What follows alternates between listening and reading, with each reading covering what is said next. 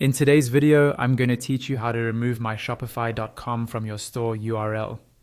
When you first create a Shopify store, you're given a default address that usually looks something like yourstorename.myshopify.com. This works fine, but it doesn't look very professional, and it's not ideal for branding or marketing.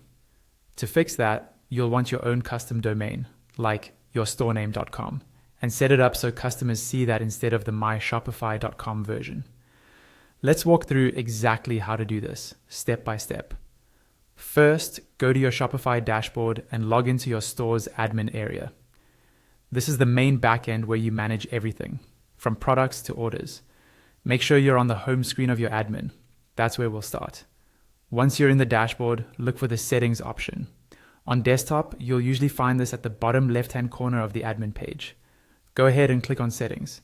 This will open a page with all the configuration options for your store, including things like payments, checkout, and of course, domains. On the settings page, look for the section labeled domains and click on it. This is where you control the web addresses connected to your store. You'll see your current primary domain, which is likely the myshopify.com one, plus any other domains you may have already added.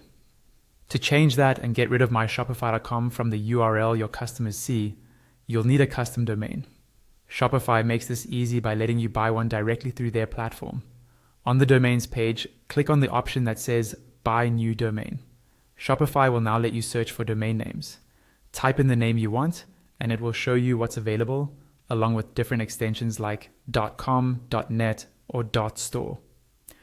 When you find a domain you like and that's available, click on the Buy button next to it. You'll then be taken to a final checkout page. Here, carefully confirm all your payment details, the domain spelling, and the billing period. When everything looks correct, click Buy Again to complete the purchase. Once the transaction is complete, Shopify will automatically connect that new domain to your store. You can then set it as your primary domain so customers see your new, clean URL instead of the myshopify.com address.